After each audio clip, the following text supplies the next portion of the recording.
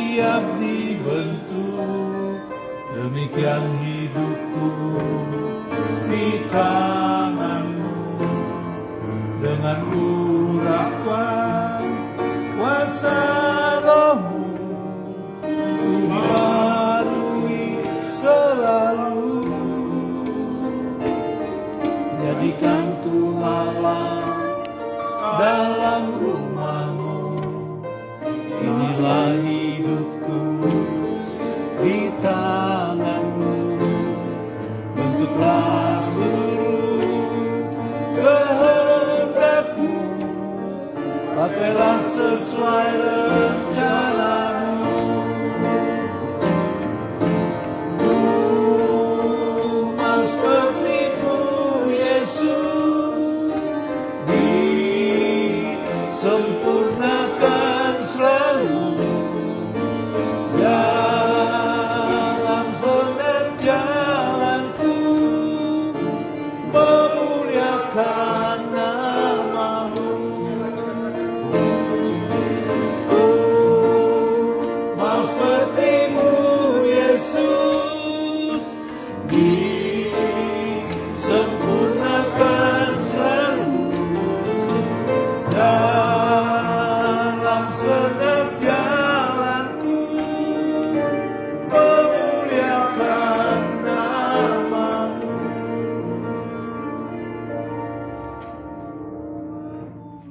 Damai sejahtera Allah yang melampaui segala akal akan selalu memelihara hati dan pikiran kita semua di dalam Yesus Kristus Tuhan. Terima kasih Bapa, kesempatan yang indah Tuhan berikan bagi kami di minggu ke-13 setelah Trinitatis ini. Kami berada di bait-Mu, siap mendengarkan suara firman-Mu.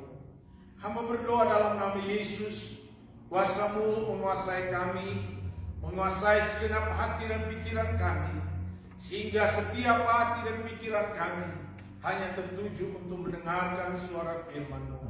Urapan Roh Kudus, urapan kuasa firman menjadi milik hamba-Mu. Pakai hamba-Mu Tuhan dengan perkataan hikmat marifat dari Tuhan, menjadi alat Tuhan, menyampaikan pesan Tuhan bagi kami semua. Berfirman bagi kami Bapa, kami siap mendengarkannya hanya di dalam nama Tuhan Yesus Kristus. Haleluya. Amin. Amin. Puji Tuhan. Shalom. Shalom. Ya, sesuai dengan kalender gereja kita hari ini di minggu ke-13 setelah Trinitatis ini, dengan tema Tuhan merindukan supaya kita ada dalam pertobatan. Ya, di minggu lalu di gereja saya retreat dengan tema berubah menuju ke arah kesempurnaan Kristus. Kitab Efesus. Perubahan menuju kepada kesempurnaan Kristus, di sana dituntut dengan apa namanya pertobatan ini.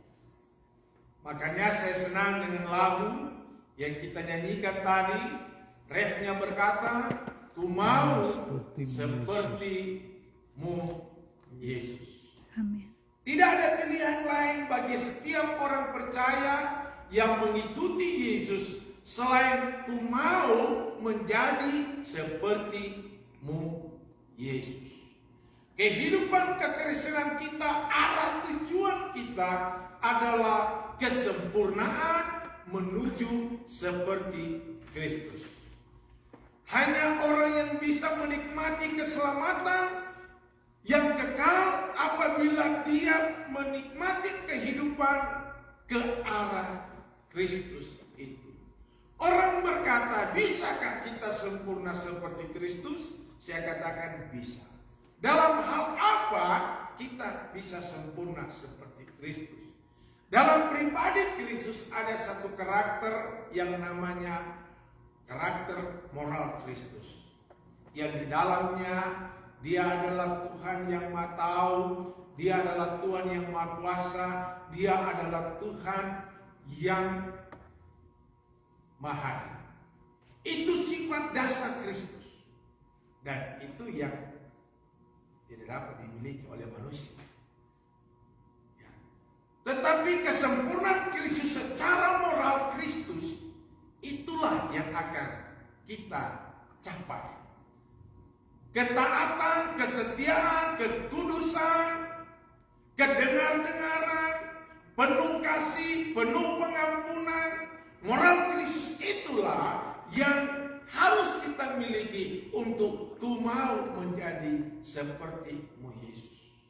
Dan menuju seperti itu ke arah sana, maka dituntut dengan satu sikap pertobatan. Karena Tuhan inginkan orang-orang ada dalam satu pertobatan. Kita baca tadi dalam kitab Mazmur memberikan satu gambaran bagaimana seseorang yang telah jatuh dalam dosa, telah melakukan satu pelanggaran berat. Seorang raja yang cukup terkenal yang bernama Daud, yang memiliki kekuasaan yang cukup banyak, yang memiliki kedudukan yang cukup tinggi, yang memiliki segala-galanya, tetapi dia tidak puas dengan apa yang ada. Ketika dia ingin mendapatkan Betseba, ya, dengan berbagai macam taktik, ya kan? Dia menyuruh suami dari Betseba, ketika terjadi peperangan dia bilang, taruh itu Uria di depan. Ya kan? Tujuannya apa? Supaya kalau mati, Uria dulu mati. Ketika Uria mati, maka dia bebas ambil Betseba, right? Dia boleh tipu panglima perang, dia boleh tipu para orang-orang di dalam kiri kanannya, maksud modus dia untuk menempatkan Uria di sana. Tetapi gak bisa bohong sama Tuhan. Gak bisa tipu Tuhan. Tuhan tahu modusnya, Tuhan tahu tujuannya. Tetapi bersyukur kepada Tuhan, ketika dia melakukan itu, terjadi satu kesalahan yang besar. Uria mati, dia ambil Betseba menjadi istrinya, dan ada teguran dari Tuhan. Dan ketika teguran dari Tuhan datang, maka ungkapannya dia ucapkan dalam kitab Mazmur yang sudah kita baca tadi. Dia minta pengampunan dari Tuhan. Artinya dia datang kembali kepada Tuhan. Artinya dia datang kepada satu pertobatan. Jadi betapa penting kehidupan kekristenan kita selalu ada di dalam pertobatan. Karena saya katakan bahwa kita tidak lepas dari segala kekurangan, kelemahan. Ada saat-saatnya kita jatuh, kita melakukan pelanggaran, kita melakukan kesulitan, melakukan hal yang menyakiti hati Tuhan. Tetapi Roh Kudus selalu menolong kita untuk datang dalam satu pertobatan. Amin. Untuk itu kita akan membaca firman Tuhan, kita akan melihat apa yang dikatakan Tuhan lewat kitab Lukas pasal yang ke-15 ayat 1 sampai dengan ayat yang ke-10 yang menceritakan bagaimana di sana memberikan sesuatu yang tersirat orang yang datang kepada Tuhan dengan pertobatan, dengan penuh sungguh-sungguh kepada Tuhan, sehingga Tuhan datang kehidupannya dan dia dipulihkan, dia diselamatkan, dan kita lihat ada orang yang sudah merasa diri benar yang tidak perlu pertobatan lagi, ya. Nah, saya akan baca kita semua di dalam kitab Lukas pasal yang ke-15 ayat 1 sampai dengan ayat yang ke-10. Perumpamaan tentang domba yang hilang. Para pemungut cukai dan orang-orang berdosa biasanya datang kepada Yesus untuk mendengarkan dia. Luar biasa, ya. Alkitab berkata ayat pertama, para pemungut cukai dan orang-orang berdosa biasanya datang kepada Yesus untuk mendengarkan dia. Maka bersungut-sungutlah orang-orang Farisi dan ahli-ahli Taurat. Katanya, ia menerima orang berdosa dan makan bersama-sama dengan mereka. Lalu ia mengatakan perumpamaan ini kepada mereka. Siapakah di antara kamu yang mempunyai 100 ekor domba, dan jikalau ia kehilangan seekor di antaranya, tidak meninggalkan yang 99 ekor di padang gurun dan pergi mencari yang sesat itu sampai ia menemukannya? Dan kalau ia telah menemukannya, ia meletakkannya di atas bahunya dengan gembira Dan setibanya di rumah ia memanggil sahabat-sahabat dan tetangga-tetangganya serta berkata kepada mereka, bersukacitalah bersama-sama dengan aku, sebab dombaku yang hilang itu telah kutemukan. Aku berkata kepadamu, demikian juga akan ada sukacita di sorga karena satu orang berdosa yang bertobat, lebih daripada sukacita karena 99 orang benar yang tidak memerlukan pertobatan. Ayat 8, atau perempuan manakah yang mempunyai 10 dirham, dan jika ia kehilangan satu di antaranya, tidak menyalakan pelita dan menyapu rumah serta mencarinya dengan cermat sampai ia menemukannya. Dan kalau ia telah menemukannya, ia memanggil sahabat-sahabat dan tetangga-tetangganya serta berkata, bersukacitalah bersama-sama dengan aku, sebab dirhamku yang hilang itu telah kutemukan. Ayat 10 berkata, aku berkata kepadamu, demikian juga akan ada sukacita pada malaikat-malaikat Allah karena satu orang berdosa yang bertobat. Nah, saudaraku yang kekasih di dalam Tuhan Yesus Kristus, kalau kita melihat satu perumpamaan yang Yesus berikan ketika Yesus membaca pikiran daripada orang-orang Farisi, pikiran-pikiran orang-orang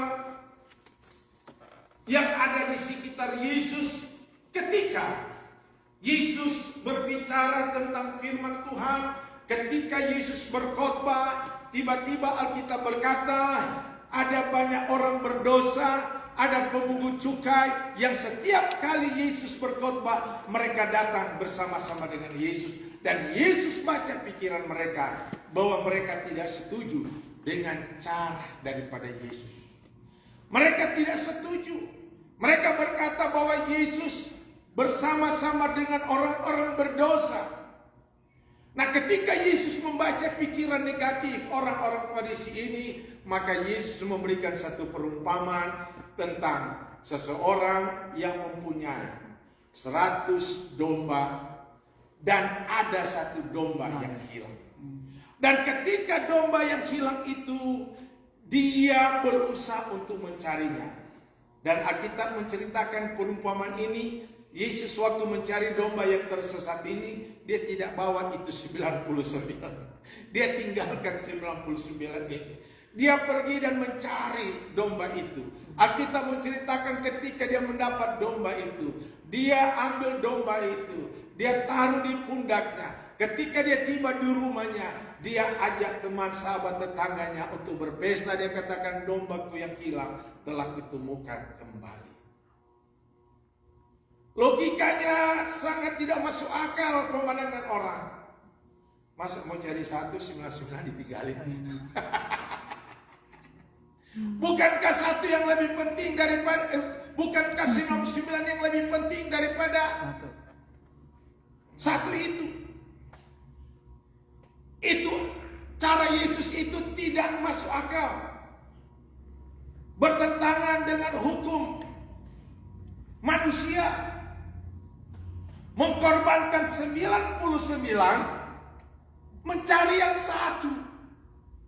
Masuk akal kayak gitu? Nggak masuk akal. Tetapi itulah cara kerja Tuhan yang selalu katakan, memang cara kerja Tuhan lebih banyak tidak dapat nyambung dengan nalar manusia. Tuhan terlalu banyak bekerja di luar nalar pikiran manusia. Kenapa? Karena Tuhan ingin merontokkan cara berpikir manusia yang merasa mungkin lebih pintar dari Tuhan. Ya, Tuhan memberikan hal-hal yang tidak masuk akal, tetapi dapat diterima dengan iman.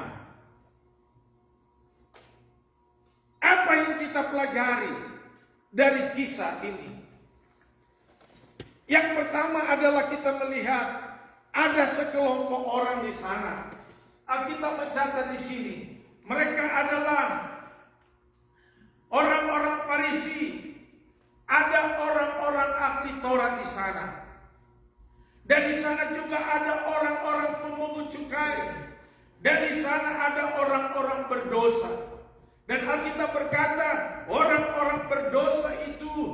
selalu datang kepada Yesus seperti biasanya untuk mendengarkan Dia.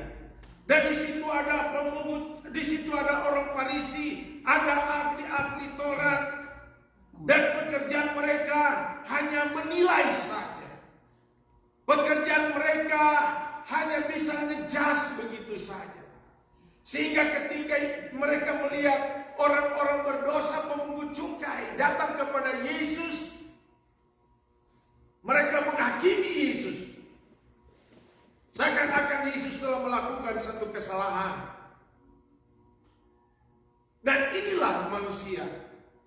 Siapa mereka ahli-ahli Taurat?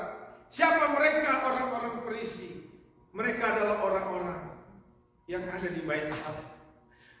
Orang-orang yang ada di gereja di zaman now ini. Orang-orang yang ada di persekutuan-persekutuan zaman now ini. Tetapi mirisnya, aktivitas hidup mereka hanya bisa menilai dan mengejas. Kalau mereka mengukur orang lain punya kekurangan, mereka nilai tidak pantas, tidak layak pemungut cukai, tidak layak orang-orang berdosa untuk dapat bersama-sama dengan Yesus. Ukuran orang Yahudi, orang Farisi, ahli Taurat melihat orang seperti ini tidak pantas dong dekat dengan orang yang dikatakan maha suci gitu kira-kira kan. Dan Yesus sendiri tidak pantas, tidak layak. Nah, cara berpikir ini terus menjalan dari abad ke abad sampai kita tidak dapat sangkali sampai era zaman sekarang. Kadang-kadang kita menilai orang, melihat latar belakang orang, bahwa dia orang tidak pantas untuk dapat melayani. Dia orang tidak pantas untuk dilayani. Dia orang tidak pantas berada di bait Allah. Dia tidak pantas berada di perkumpulan kami, orang-orang yang benar, orang-orang yang suci. Makanya Yesus memberikan satu perumpamaan seperti seseorang yang memiliki 100 domba tetapi satu yang tersesat. Ya. Siapakah satu itu dan siapakah yang ke-99?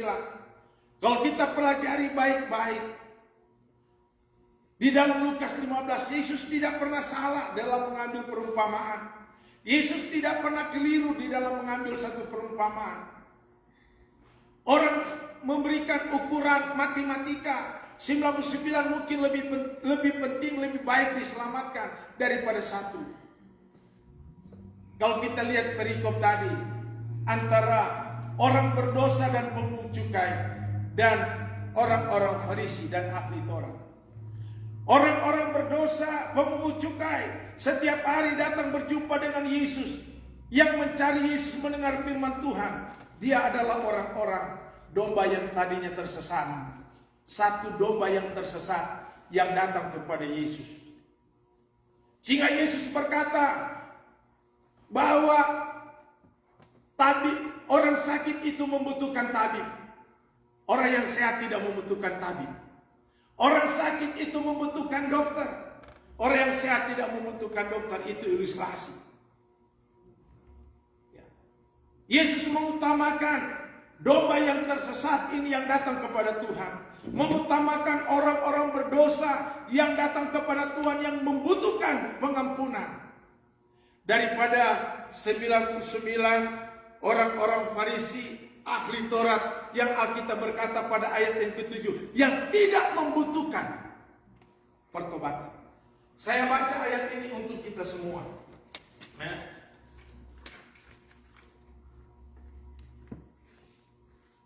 Ayat ke-7 berkata, aku berkata kepadamu, demikian juga akan ada sukacita di surga karena satu orang berdosa yang bertobat, lebih daripada sukacita karena 99 orang benar yang tidak memerlukan pertobatan. Yesus mengutamakan pemungut cukai, orang berdosa yang tersesat, yang datang kepada Tuhan, yang membutuhkan pertobatan, daripada orang-orang Farisi, ahli-ahli Taurat yang merasa diri benar dan tidak membutuhkan pertobatan. Kalau saudara membaca kitab Lukas pasal 18 kalau tidak salah, di sana ada 2 orang yang datang di bait Allah berdoa. Satu adalah orang berdosa yang berkata kepada Tuhan, Tuhan, aku telah berdosa.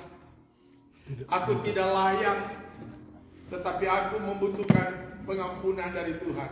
Lalu di sebelah ada orang sama. Orang yang merasa diri benar, oh Tuhan, aku ini kan tidak seperti dia gitu, ya. Tuhan, aku ini bukan penjahat, aku ini bla bla bla bla bla bla bla dan segala macam diuraikan, tetapi yang katakan Yesus. Yang didengar doa oleh Yesus siapa? Orang yang mengaku dosanya. Yang didengar Yesus adalah orang yang datang dalam satu pertobatan.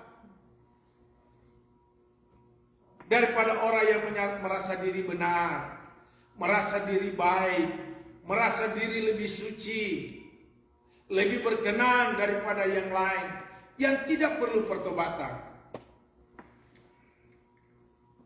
Tuhan rindu setiap orang selalu datang dalam satu pertobatan. Karena sebagai manusia, kita tidak lepas dari segala kekeliruan. Kita tidak lepas dari segala kesalahan. Kita tidak lepas dari segala hal-hal yang membuat Tuhan sedih.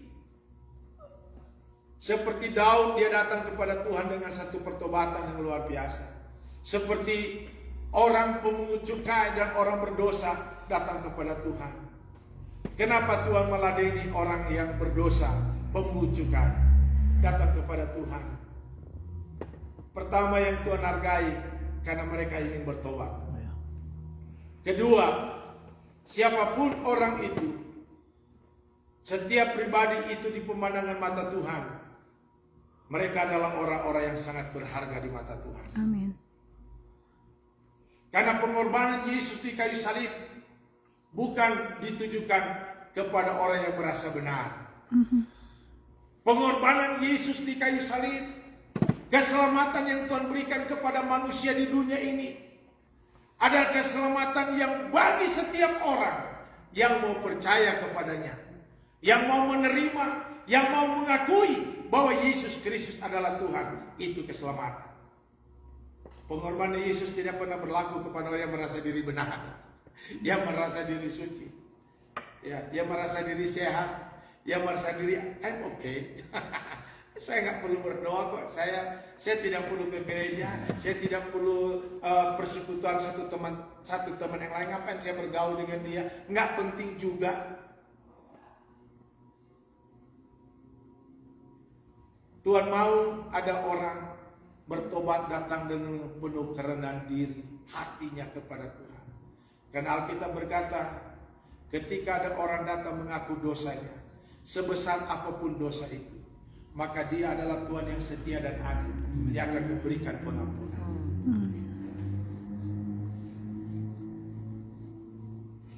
Orang-orang berdosa datang kepada Tuhan.